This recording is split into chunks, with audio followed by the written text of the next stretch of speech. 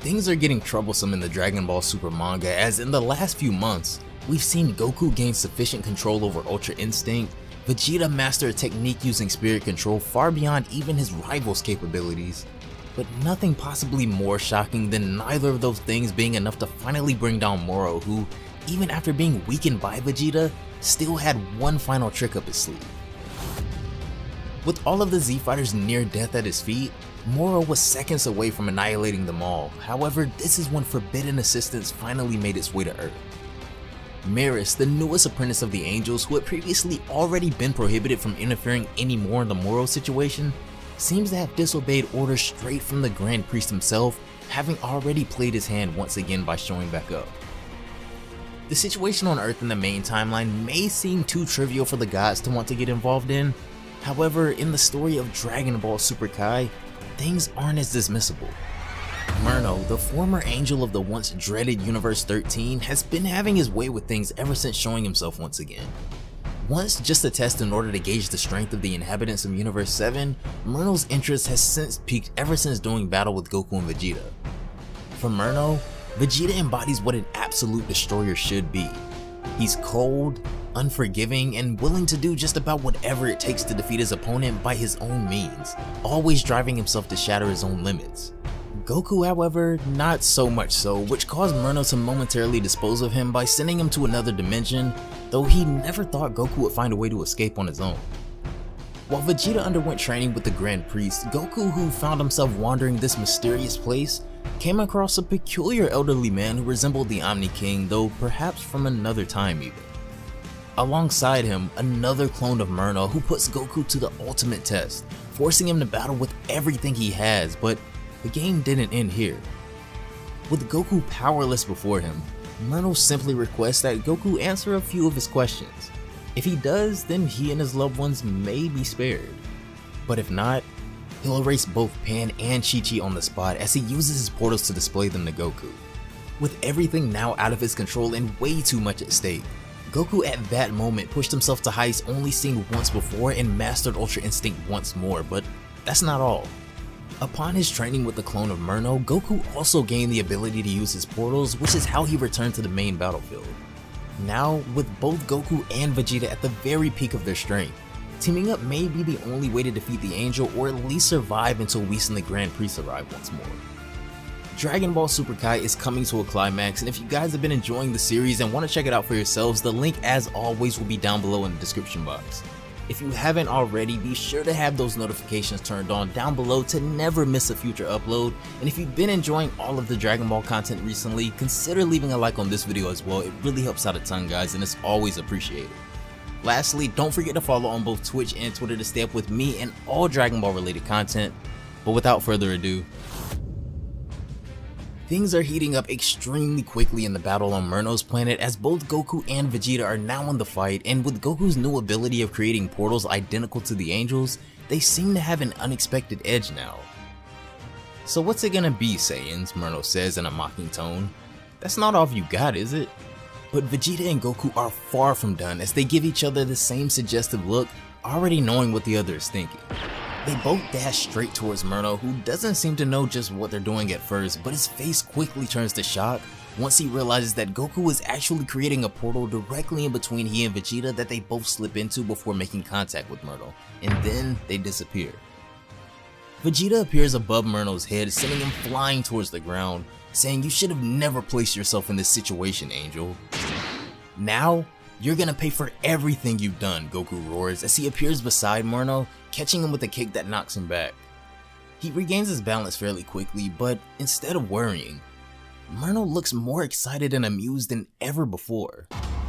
"That was great, guys. That's exactly how you do it. Amazing," he says, but Vegeta has far since lost his patience with the Angel, as he even seems to overtake Goku's efforts in the battle as well, now charging Murno with a full head of steam on his own.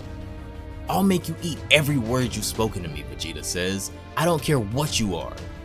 Murno's smile continues to grow with each passing second in their battle, as he tells Vegeta, "Then why don't you try and make it?" Vegeta makes a beeline towards Murno and cracks him with a massive punch, with the Angel returning one as well, but Vegeta refuses to falter as they both get blown back from the attacks. "My, such anger, Vegeta," Murno taunts. Are you feeling okay? As they both get back to their feet, Murno comments how Vegeta's last attack was far too weak, and that he could never truly hope to defeat him with that power. If you stop short like that again, you don't have any chance of winning. Come on now, Vegeta. Hit me with everything you've got. Use your full power, I'll even stand still for you, he goes on, but this patronizing has gone on long enough for Vegeta as he starts shaking with rage. How dare you, he says, and then he charges Murno again as he says, how dare you make a fool out of me? I swear I will grind you into dust myself. What happened to you killing me? Not as easy to win as you thought, huh, Angel? Now try this on, Vegeta says as he punches Murno with all of his might, just as he was instructed to, with Murno standing there not even attempting to dodge. Not bad, Vegeta, he says, still smirking. Now it's my turn though. Murno returns the favor, punching Vegeta with just as much force as he did, knocking him into the sky. How is he still able to continue after all of this, Vegeta says to himself, which Murno simply replies, I'm better than you, Vegeta. But this isn't over. It's your turn now, as Murno seems to literally be treating this as some kind of one-up contest now. I hate you, Vegeta erupts. Sooner or later you will break. I'll do whatever I have to do in order to crush you. I'm only just getting started, Angel, as Vegeta seems to have gone berserk with determination, wanting nothing more than to wipe Murno from the face of existence himself without the Grand Priest or even Goku at this point.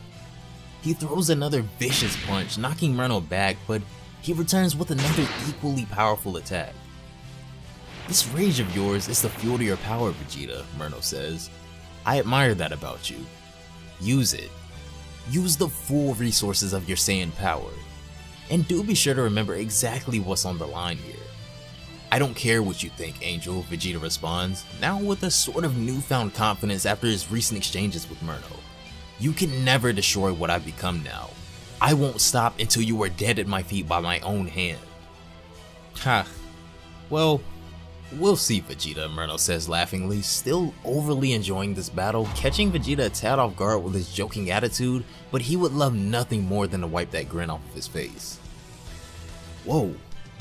What an incredible battle, Goku says, now that he can only overlook the fight at this point that it seems to have been completely taken over by Vegeta, who does have a sort of personal grudge with the Angel as of now, after everything that's happened. Vegeta is better and stronger than ever now, Goku goes on, but so is Murno. The level these two are on is insane. How wild. I want you to give it everything you've got with this next attack, Vegeta. Hit me with your absolute best, Murno says, mocking him again, but Vegeta is happy to oblige as he gets into his stance for this final assault, telling Murno, you're right where I want you, Angel. Just stay right there.